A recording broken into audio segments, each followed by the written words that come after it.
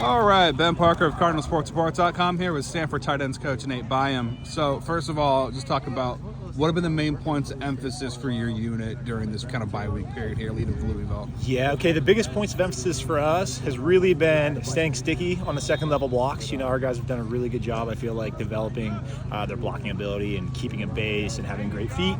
Really, the main focus, we really wanted to get good at staying sticky and sticking onto the defenders and just not finishing striking and then losing them later.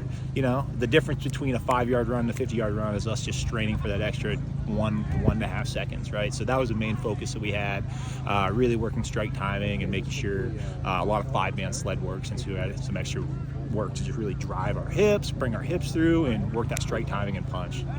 Yeah, also to kind of talk about, kind of with your freshmen, Aiden Black and Benjamin Blackburn, just kind of how have you seen those guys kind of progress from beginning of the season through now? Just talk about their development. Yeah, they've done a great job. I mean, they're very coachable kids. I feel like we've done a good job so far here when it comes as a whole unit, evaluating some of these guys and getting them here. And both these guys, we're really happy to have here, and all they've done is progress. You know, they both came in as true freshmen and found a way to help us, right? And so as we go, Benji's footwork has been really great. He flashes in the pass game, and I think that's something that will continue to show up as we go, because it's showing up every day in practice, and he's blocking his tail off. And you know, he's only 18 years old, and he's only had 5 weeks in the weight room and really hitting it this past summer, and he's blocking, you know, 4th, 5th, 6th-year guys on the field right now. So he's really progressing with his technique, and I'm really excited to see him as he continues to get stronger. And Aiden's done a really good job battling it down there. He's worked really hard with the scout team, so he gets the blocker starting D-line every day, and you can see it progress. He's doing a really good job, and he's very technical as well, and really wants every tidbit of information I can give him, and really critical of himself, which I love, because he wants to continue to develop. Yeah, obviously Chico holds off for the year, but what are you guys doing to kind of keep him involved? What's he kind of doing? What's kind of his role in practice right now with the room right now? Yeah, so now that he is cleared to start doing field work and he's out running and doing some things, he can't really do Indy yet, but I find some ball drills, some easy ball drills to do with him, and then he stands with me during practice and we go through the plays so he can get mental reps during the practice and stuff like that. So he's getting mental reps, he can go through it, know the calls, and we're just working some easy light ball drills and some basic, very basic footwork drills right now, so we can have him ready to go for spring. It feels like you guys have your unit has gotten a little bit more involved in the receiving game the last few games, it feels like. Would you agree with that assessment? And if so, what has kind of gone into that, do you think? Yeah, I would just say it's just we're running the same stuff, running the same offense, just the balls came to us. You know, I don't think there's any I don't want to say that we're like trying to change the offense or force the ball that way. It's just the balls are coming to us there and they're getting to us, and our guys have done a really good job of, when they get the ball, making good things happen.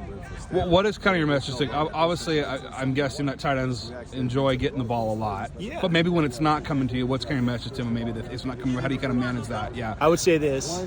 I want tight ends who want to be all-around studs in all facets of the game at tight end play, right? I'm not looking for tight ends who only want targets. So if you measure your success by how many receptions you have, you're not the tight end for me, you know, and for us as a program. Now, we want targets, don't get me wrong, but there's so many things that we can do for this offense, and if you want to be a professional NFL tight end someday and you want to aspire for that, you need to be multidimensional, and you have to be able to be a great run blocker, be a great pass blocker. You got to be able to block in space at the second level like a wide receiver, and obviously you run your routes and make the plays when the balls come to you. And I think our guys have done a really good job at that, and they take pride in lining up and smoking a Mike linebacker on a power play that bounces for 30-40 yards. You know, they take pride in reaching a defensive end and locking down the end when we throw Alec a touchdown on the backside of pro, and we're locking down, you know, an all-conference ACC end. They take pride in that, right? And those guys are all in, and they understand what our role is, and it's not to be a slow wide receiver, big slow wide receiver. You know, our job is to block people in pass pro and the run game, as well as make plays in the pass game. You know, so these guys have the right mindset, and they're all in on doing whatever it needs to help the offense, help our team.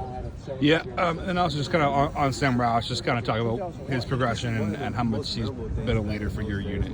Yeah, he's done a great job. I mean, the kid, he's a great leader for the room and leader by action, right? Leader by doing. He shows up every day, he works his tail off, and he's so coachable. You know, he wants to do whatever the team needs him to do. And every day he comes with a fresh perspective of how can I get better, you know, and those guys see that, and that's how you build a great culture in a room and build a culture for a team. You watch the older guys still hungry to learn, and you build that base and that foundation for the young guys.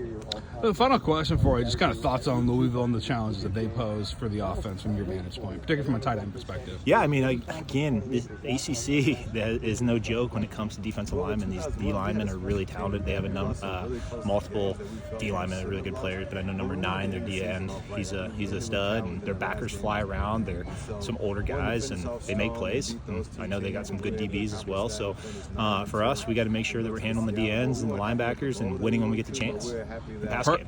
Perfect. Thanks so much, Nate, for taking the time, and best of luck on Saturday against the Cardinals. I appreciate you.